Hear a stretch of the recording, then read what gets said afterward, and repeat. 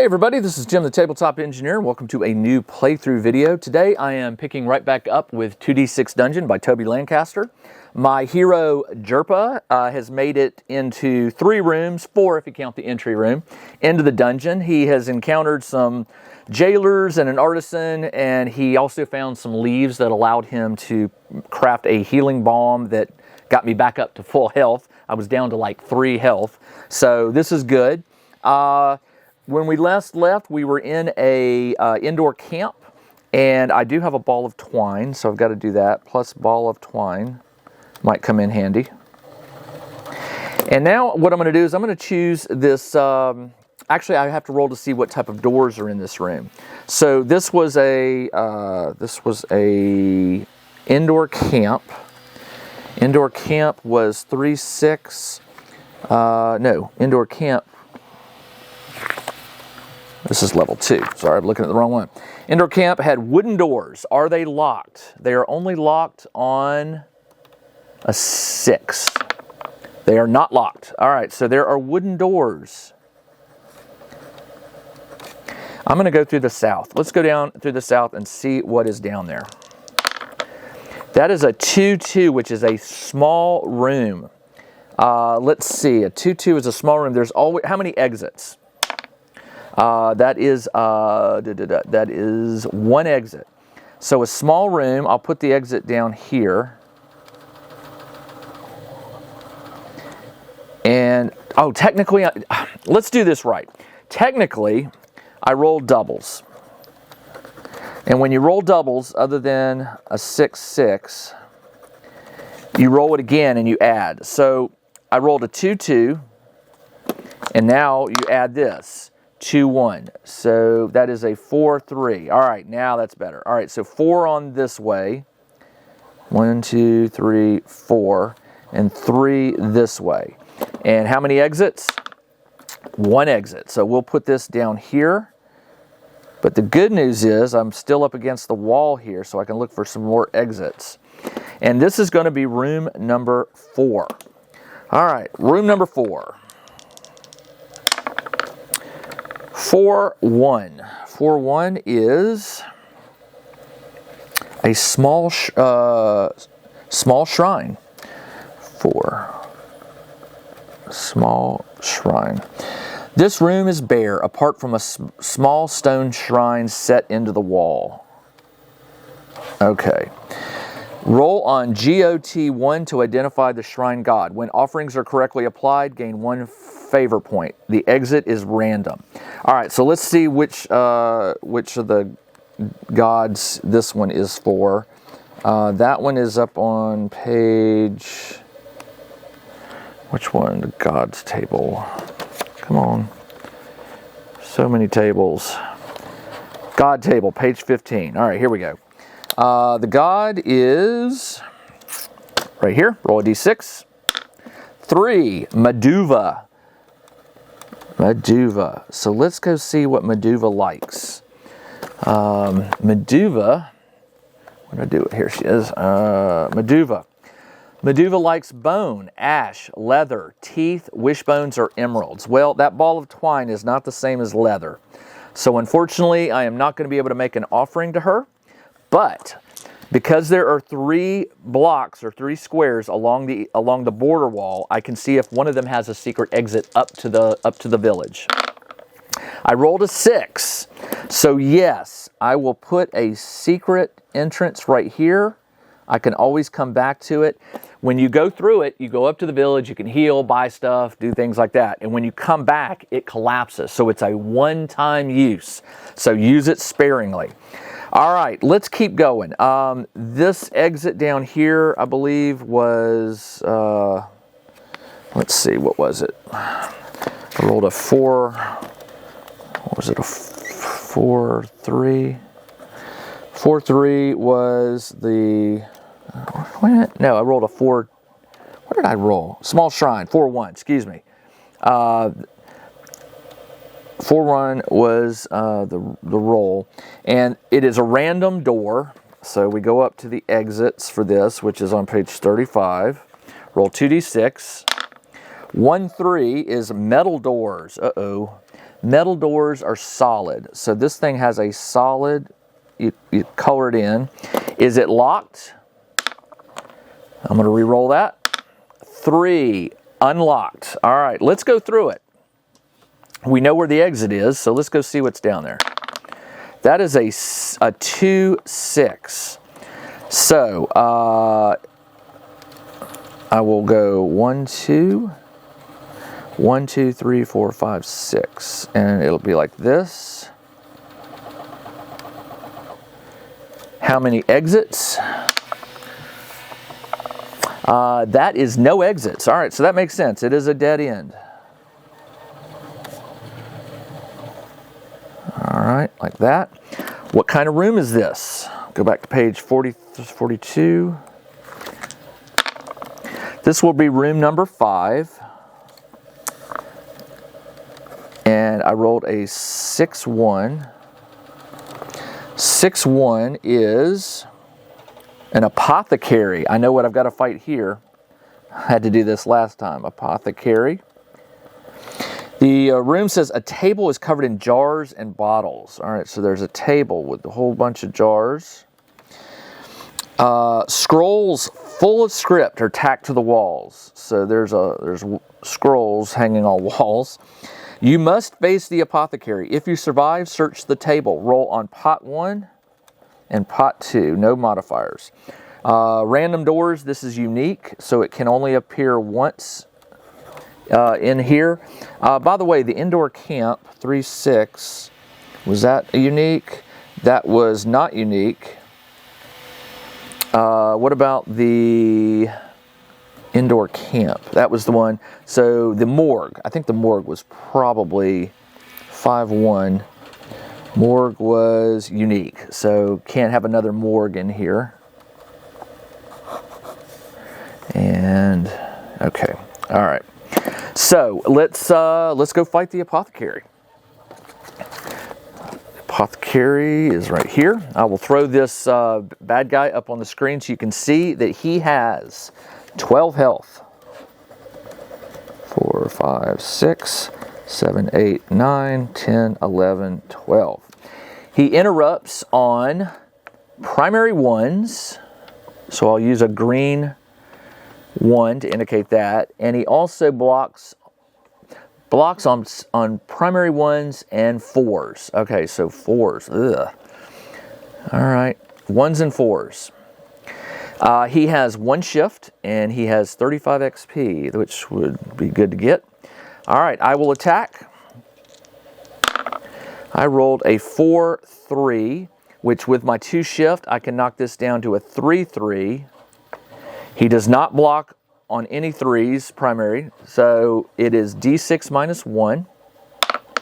2 minus 1 is just 1 damage, okay? And his turn is a 3-3 with 1 shift. He cannot turn that into anything. We are on turn number 2. I rolled a 4-3. Again, I can use a shift to knock this down to a 3-3, which he does not block on. D6 minus 1. Another 1 point of damage. He attacks. 6-2. He cannot turn that into anything. We're up to turn number 3. Nice. All right. When you roll a 6-6, you get to pick the attack you want, and you get to add your shifts, and they ignore interrupts. So I will pick the weighted charge, which is a 1-2. Normally he would be able to block on a 1, but it does not get through. So I think this could kill him because it's D6 plus 3 plus 2. 5 plus 3 is 8, plus 2 is 10. He has 6. He has 10 left, and the apothecary dies. All right, the apothecary has, before I roll on the treasure of the room, he has POT1, which is the pouch table. Pouch table 1, which is on page, where is it? It's in the 20s. Pouch table 1. Pouch table 1, and it's no modifier. So, you roll 2d6 and add them. That is an 8. There are some smooth pebbles mixed. All right, so I've got smooth pebbles. I could have used those to throw at the bag earlier to knock it loose. And it also has some cathoto spines. Cathoto spines. I'll throw the cathoto spines up on the screen. If I can get something to make soothing oil or a flame jar. Soothing oil is Zumeros leaves. So if I can find Zumeros leaves, I can find one of those. All right, so that's good. And then I get to roll again on pot 1 and pot 2 for the room. So the first roll for pot 1,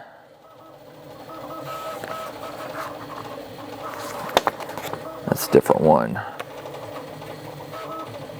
That's POT1. POT1 is PT1. POT1. Potions. Well, you know what? I'm going to just keep that. I made a mistake. Oh, no, hold on. Pot 1, PT1.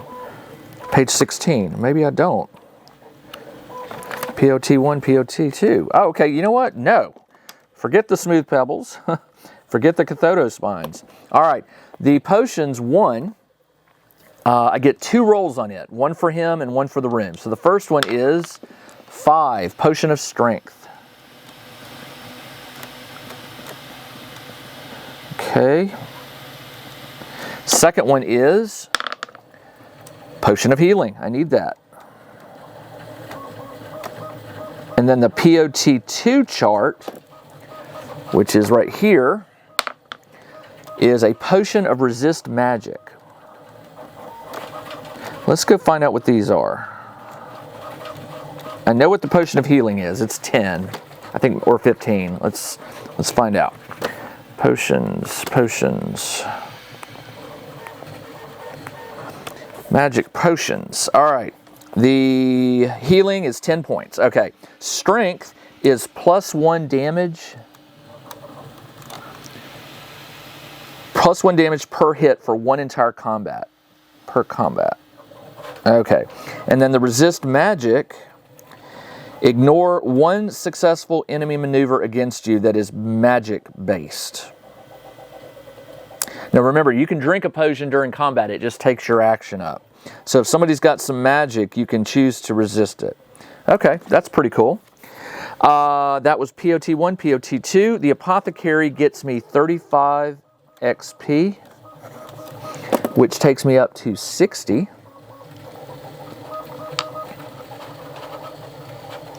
Okay. And do I want to do anything with that potion? Nah, we'll just, I'm at full health, so we're good. All right, so the Apothecary is defeated. Let's go back upstairs. We will have to track all the way through to room number 2, which was the morgue. There was a door going out, which was an archway. So I will go up through that door. I rolled a 6, 4. 1, 2, 3, 4. 1, 2, 3, 4, 5, 6. All right, so it's a 6x4 room. Are there any exits? There are 3. 3. So I'll put 1 over here, 1 here, and 1 here.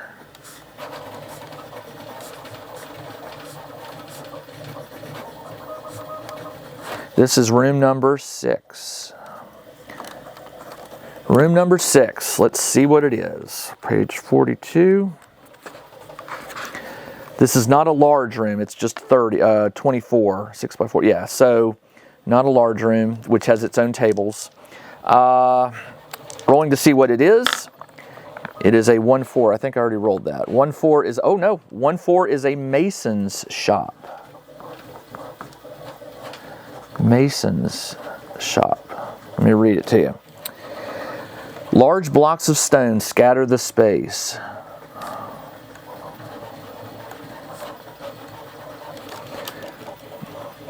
Iron tools and an old hammer. All right, iron tools. I can take those. Check out the new RPG and Wargame newsletter. Each week, the Tabletop Engineer shares news, products, Kickstarters, and much more related to the gaming hobby. It's free to subscribe, so check out the link in the video description below to sign up. And a hammer. Roll a d6. On a 1 to 4, an artisan is here. You must fight them. 3. Yep, we got another artisan. All right, we will fight. I thought I fought one last game, so we will fight the artisan again. And the artisan has 3 health. Okay, I laugh. I shouldn't laugh. I've been beaten before. So let's see. The artisan shifts has 1 shift. He deflects on secondary 2s and distracts on secondary 6s. So 2s or 6s are not good for me. All right, let's attack him. I got a 6-2, which unfortunately with 2 shift does me no good. He attacks with a 4-6. With 1 shift, he cannot turn that into a jab, which is a 5-4. Turn number 2. 6-1. Still can't, with 2 shift, can't do anything with that. He attacks with a 2-3. 1 shift, he can't do anything. We're up to round number 3. 4-6. With 2 shift, I can't turn that into a 3 or a 2, so missed. 1-3, he can't do anything. Man, this fight is looking horrible. Turn number 4, we both get 1 bonus shift. 5-6 with 3 shift. I could turn that into a 3, but I can't do anything with that, so I miss.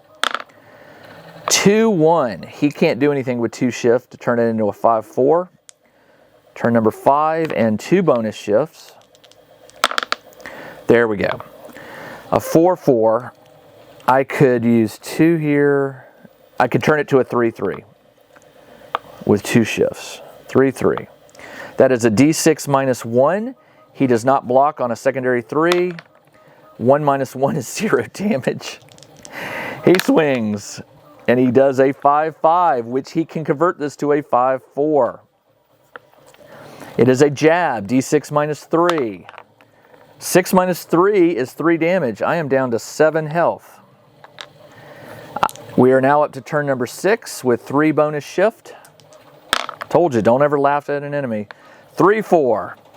With 5 shift, I could turn that to a 2. All right, so that's 2 and 2. So that's 4. Yeah. So I'll make that a 1-2. He does block on 2s, so it's minus 2 damage. So it's d6 plus 1 damage. 4 plus 1 is 5, and the artisan dies. That is plus 5 XP. So I'm up to 65. He has a roll on pouch table 1, PT1. Pouch table 1. Bag 1. Chest 1. I'm starting to figure out the way these tables work. PT1. And it's minus 2 on the results. That is 8. 8 minus 2 is 6. There are d6 silver coins. 6 silver coins. Okay. Then I was in the mason shop, so you know there's going to be some stuff in there. Let's go back to 42. The mason shop. If you survive, roll on TCT1. TCT1, no modifier. TCT1 is T-chest, page 31. So the artisan has a T-chest. And no modifier. T-chest 1, roll 2d6, that is an 8. The box is full of wood shavings, but beneath this are some random metal items. Roll on MIT1 and MIT2. All right, let's find out where those are. Metal MIT1 and MIT2 are on page 15. All right, random metal items. Right here. D6. 2 is a metal hammer. I've got 2 hammers. I am all about the hammers. And the third one, or the second one, is on MIT2. Rolled a 5, which is a pommel of a dagger. So it's broken, can't do anything, but I might be able to use it as an offering at some point. All right, so the artisan is defeated, and it is time to move on. Let's see what type of doors are in this room. Page 42, Mason's Workshop. They are random. All right, so we go back to the random doors, and I rolled a 2-4, which is metal doors. 2-4, yep, metal doors. And now I need to see if they are locked. Roll a 1, 2, or 3. Oh, all doors are locked. 6. All right. So I do have a potion of melt metal. So what I do is I roll 2. Let me go back to the potion of melt metal. I don't think it has any kind of modifier, but we'll see. Magic scroll. Melt metal. Fail 0. Destroy 1 lock. So I have to roll doubles to use it. I did not. So I used up my scroll because it said whether it fails or not, it's done. So the doors are locked. I don't have a lockpick. So unfortunately, I'm going to have to tread all the way back to this door, number 3. And I don't remember the doors were unlocked. They were wood doors. So I can come back here and I'll go through that door and see what it is. 3-1 is a corridor. It's 1 this way, so let's, you know what I'm going to do? Nope, I'm going to send it 3 this way and 1 up. Okay, like that.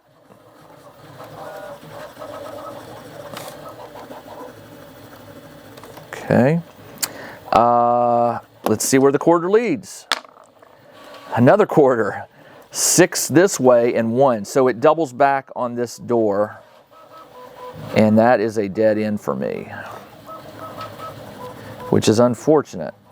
Because if I can't find a lockpick, I may be stuck. Although the rules do allow, if you come to a dead end and you haven't explored more than 50%, we'll get to that. If these doors become a problem, you can find what's called a secret door, which will allow you to continue, but you can't go backward. So I am going to have to tread all the way back down here to this door to see what's down here. It is a corridor, 3-1. All right, so it goes out 3 and up 1, 3-1. All right, so like that. So I'll follow the corridor. Where does it go? I'm going to re-roll that because my finger hit it. Ooh, big room. All right, so a 5-6. So 1, 2, 3, 4, 5. 1, 2, 3, 4, 5, 6. That is a big room. How many exits? Please let it be a high number. No exits. All right, so we are going to get to do the secret door, which is not good for me because once I go through it, I can't come back into here and I can't use this secret chute. That's the disadvantage for searching for this so early in the game. I can't believe I did that. All right. Well, I can put the secret here. It doesn't matter. I'm not going to be able to go back to the chute. So once I go through this door, I'm committed. So I may want to go back to town before I go explore further. It's because I have money. I might be able to buy some stuff. Because I'm not going to be able to go to town anyway. So once I go through this secret door. Let's see what this room is. 2-2. Page 42. 2-2 is scuffed up space. This is room number 7. A scuffed up space. 2-2. All right, it says there is a pile of rubbish here and the floor is covered in scuffed marks. You can check the rubbish pile. Roll on table RUPT1. RUPT1, and then on IAUT1. It has archways, which doesn't matter, there's no exit. So, and it's not unique. So let's go ahead and search through it. RUPT1, probably not gonna like this. RUPT1, rubbish pile, page 27. Rubbish pile, roll 2 dice. That is a 7. There is a length of twine and some leather straps. Hold on. Leather straps. That was one of those things I could donate for a point. All right. So here's how this works. Oh, and then I got to roll on IAUPT1. Hold on, that's an interrupt. Page 36. Maybe a bad guy. All right, let's roll this.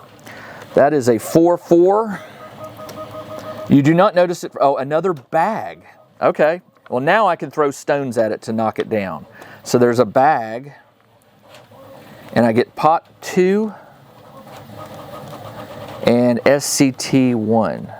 All right, so I did these. So before I leave this room, well, let's go ahead and see what I found. Pot 2. Potion table, page 16. Pot 2, roll a d6. 1 is a potion of extra healing. Man, that could be of extra healing. And I'm pretty sure that's 15. And then SCT1, which was, I don't remember, scroll table, page 16, a scroll. SCT1, which is right here. 2, scroll of reflexes. So I'm going to have to inventory of everything I have before I continue forward, which is good because this game is wrapping up. I'm almost out of time. I try to keep these under 30 minutes. So here's what I'm going to do. I am going to go back to this room, number 2, the altar. Was it 4? Meduva. Okay. Meduva likes leather donations. So I'm going to make an offering of these leather straps. I get 1 favor point. I can call out to Meduva for help, and if you have to roll a dice and you have to roll equal or less than the number of favor points. I only have 1 favor point, so I do get +1 favor point from Meduva. You don't lose it until she does a favor, I believe is what the rules say. So what I need to do is roll a 1 here. Roll the 1. I did not. So she does not listen to me. I was going to try to ask for a door to appear because I think that's one of the things you can ask for. Heal all your HP, gain a discipline, acquire an object, find a lever or open portcullises, which I could do to open these doors. +3 on your next loot roll, +3 shift on your next attack. So there's a lot of favors she could ask, and it doesn't matter. I didn't make it. All right, that's the end of this adventure. What I'm going to do is I am going to use this secret chute to go back to town. So in the next episode, I'm going to go to town. I'm going to tally up all my gold and all my items and see what I can come up with. See if maybe I can buy a better set of armor. Maybe if I can make a potion or 2, although I'm doing pretty good on potions. Then I'm going to come back and we're going to go up here and we're going to try to find a secret door, which we will, that will allow me access here. But once I get in here, I will not be able to come back to this chute. So I'm on my own. All right, that's all I got. This is Jim, the Tabletop Engineer. Thanks for joining me as I played another game of 2D6 Dungeon. In the next episode, I'll be heading to town. I hope you'll come back and join me. Until then, everybody, take care.